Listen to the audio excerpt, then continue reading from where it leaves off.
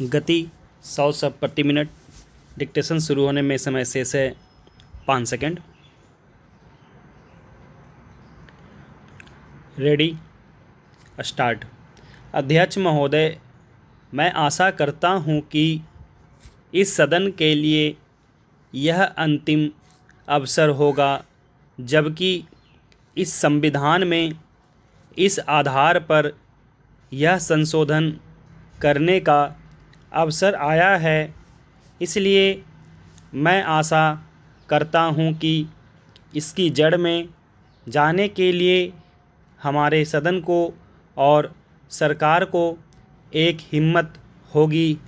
हिम्मत की बात मैं इसलिए कर रहा हूं कि हम में से अधिकांश लोग इसी समाज में आते हैं और हम जानते हैं कि जिनके हाथ में संपत्ति है उन्हीं के द्वारा यह अछूत और छूत का रोग फैला हुआ है।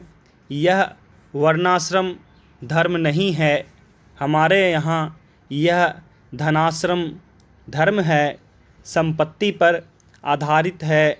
और इसके लिए मैं इतनी ही आशा कर लेता हूँ कि आज अभी जो देश के विभिन्न भागों में ज़मीन कुछ हाथों में केंद्रित है, जब तक ज़मीन के एकाधिकार को हम नहीं तोड़ सकेंगे, जो कुछ लोग सैकड़ों और हज़ारों एकड़ रखे हुए हैं, जिनमें अधिकांश सदस्य भी इस सदन में सम्मिलित हैं, तब तक यह समस्या हल नहीं होगी।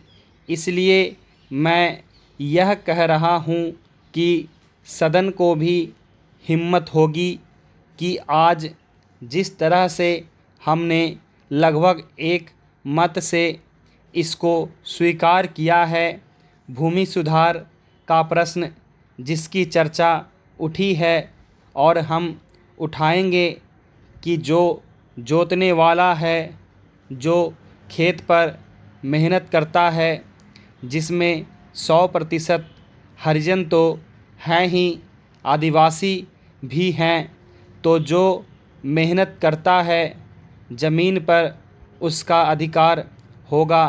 सदन को यह हिम्मत होगी कि वह इस चीज़ को करे। यह मैं आशा करता हूँ और नहीं होगी तो मैं समझता हूँ कि यह हमारे लिए एक ढकोसला होगा। यही आग्रह मैं सभी लोगों से करता हूँ कि भूमि के प्रश्न को सुधारे बिना अछूतोद्धार नहीं होने वाला है और न राष्ट्रीय उत्थान होने वाला है। मैं चाहता हूँ कि वह शांति से हो, इसीलिए मैं यह आग्रह कर रहा हूँ, नहीं तो अशांति फूटेगी। लेकिन हम चाहते हैं कि शांति से हो, इसलिए मैं फिर आग्रह कर रहा हूँ कि दल और पार्टी की दीवार तोड़कर हम इस प्रश्न को लें और केंद्रीय सरकार भी हिम्मत करे।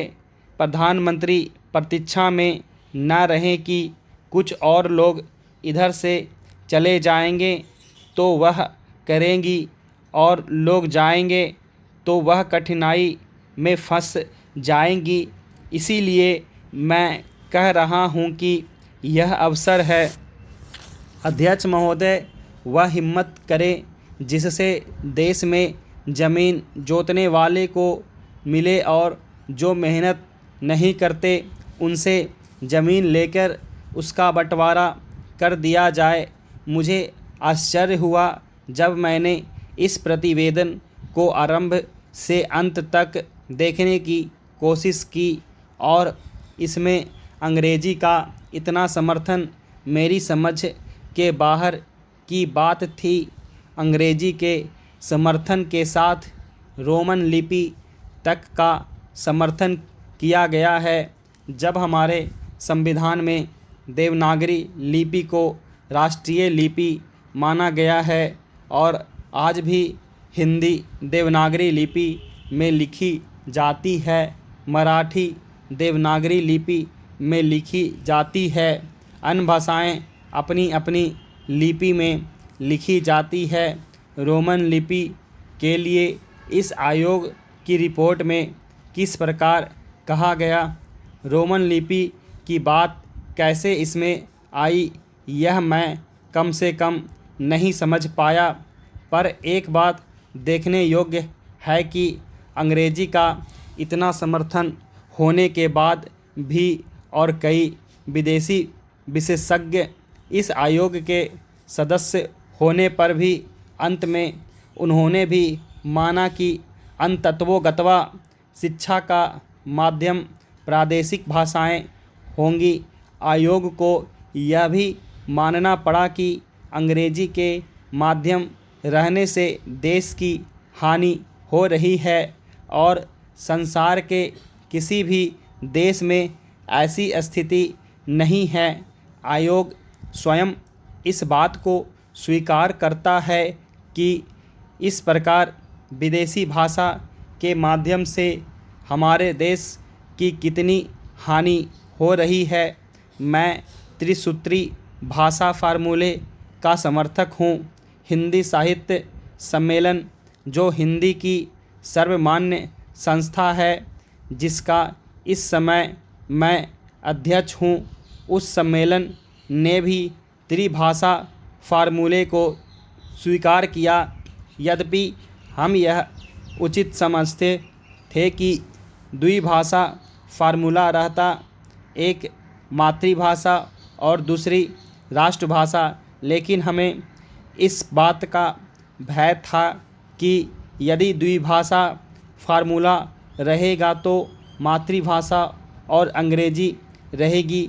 इसलिए हमने विवश होकर, प्रेम से नहीं, उत्साह से नहीं, बल्कि लाचार होकर त्रिभाषा फार्मूला स्वीकार किया कि मातृभाषा रहे, हिंदी रहे और तीसरी भाषा अंग्रेजी या कोई भी दूसरी भाषा रह सकती है। कहा जा सकता है कि हमारे यहाँ अभी स्नातकोत्तर पढ़ाई के लिए पर्याप्त साहित्य नहीं है। बड़ी गलत बात है यह। अभी सरकार के द्वारा ही कुछ महीने पहले यहाँ पर एक प्रदर्शनी हुई थी। उस प्रदर्शनी से यह बात स्पष्ट है कि हमारे यहाँ पर वैज्ञानिक और शास्त्रीय विषयों पर भी कम से कम हिंदी में पर्याप्त पुस्तकें हैं। स्टॉप।